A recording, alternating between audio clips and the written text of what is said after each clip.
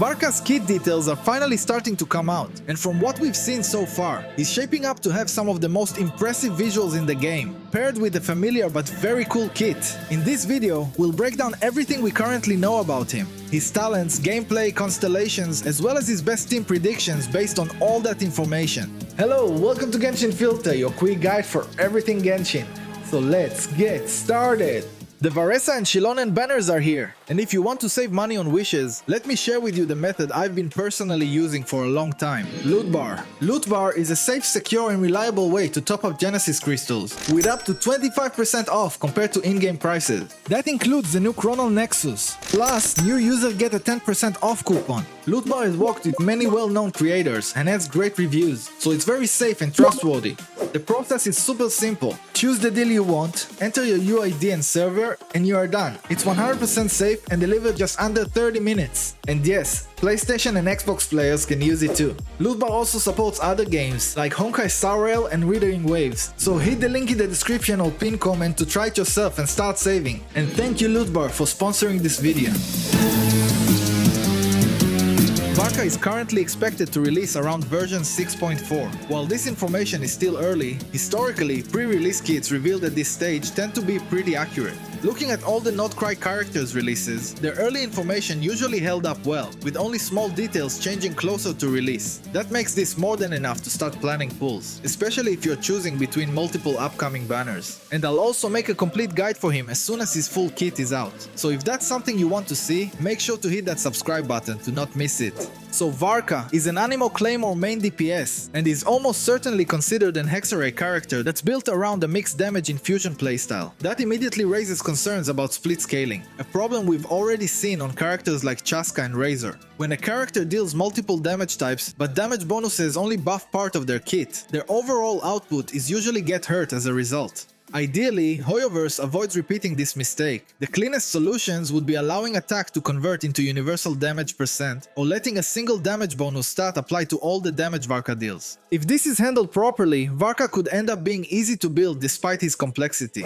His elemental skill appears to operate in two stages. The first skill cast places him into a special mode with infused normal attacks, and his skill will be converted into an enhanced one that will serve as his main damage source, and will have a short cooldown, so you could cast it a few more times during his special mode. One of his passives makes his normal attacks reduce the cooldown of his enhanced elemental skill, clearly signaling that he is meant to remain on the field and attack continuously. And his Hexencircle passive further reduces his enhanced skill cooldown. His other passive introduced some restrictions to his teams. When there are two Anemo characters in the team, VARKA will get a stack, and when there are two other similar swirlable elements in the team, meaning two Pyro, Electro, Hydro or Cryo, he will get another stack. Each stack will give him damage buffs. If this kit design sounds familiar, it's because it's almost one-to-one Zibai's kit design, where instead of collecting points to deal as many enhanced skill in your rotation, you reduce the enhanced skill cooldown. At the moment, there is no detailed information about VARKA's elemental burst. That usually indicates that the burst is either a simple damage button or not central to his rotation. VARKA's C1 reportedly grants a free enhanced skill as you enter his special infused stance, reinforcing the idea that his empowered skill is the centerpiece of his damage. Visually, his silhouette shows him dual wielding a large claymore and another blade. Given that he wants to normal attack in his enhanced state, this suggests a very flashy and visually appealing combat style, with mixed elements swirling side by side. If executed well, this could become one of the most visually striking DPS kits in the game.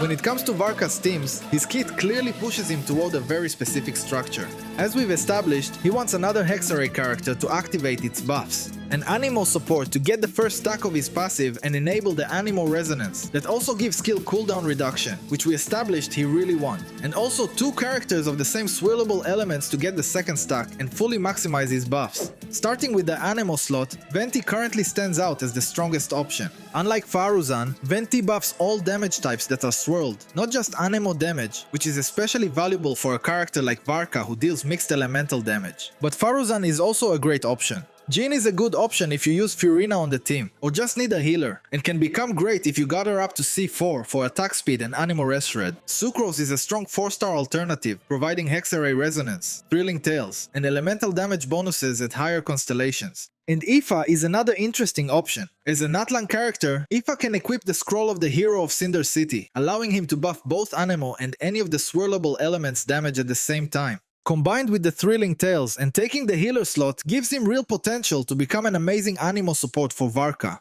Moving on to Pyro, this is currently VARKA's strongest elemental pairing. Pyro synergizes extremely well with an attack scaling DPS, and Bennett remains as dominant as ever. Durin is also expected to be a best-in-slot option, offering powerful synergy and consistent buffs. Xiangling is also a great option, and of course also Mavuika, especially when paired with Aoife for the Night Soul points. This is also where Nicole becomes especially significant. Nicole is almost certainly a Hexerei character, and all signs point to her becoming VARKA's best-in-slot support once she releases, being Bennett 5-star replacement, but we will have to wait and see, as there is a very real chance that VARKA will not reach his full meta potential until Nicole enters the roster.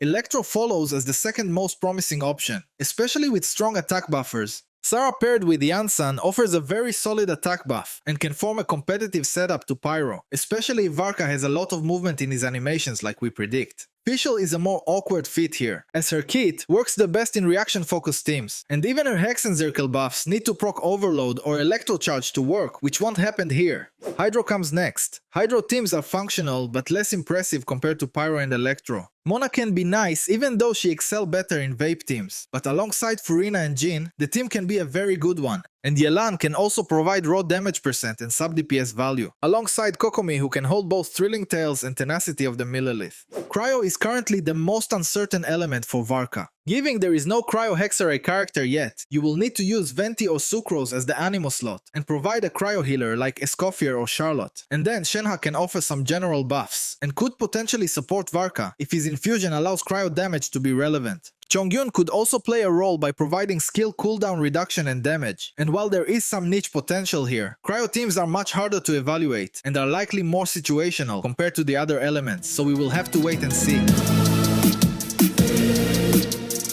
VARKA is definitely one of the most anticipated characters we've had, and now with the dual-wielding claymores and the mixed elemental kit, he really does look like he might live up to that hype. For what we know so far, he seems already look very solid and flexible, with clear strengths in Pyro and Electro setups, with room to grow as more supports release over time. Nicole could eventually elevate him even further, but even without future additions, VARKA is already look like a strong and stylish carry on his own. Honestly, as I said in my Zibai guide, similar to Geo carries who focus only on Geo damage, I also see Anemo DPS carries that only focus on Anemo damage as a bit of a gimmick that might not be worth your Primogems. There isn't really enough content in the game to justify needing a DPS of that elements, even if they are very strong, and I might do a separate video on this before these characters come out. But for now, I'll say again that his kit looks genuinely fun, and if the visuals are as good as we expect, he's gonna be one of the coolest characters in the game. So if you pulled for Durin and don't plan on spending all your wishes on the Colombina and Zibai banners, VARKA is absolutely a character that's worth keeping your eye on.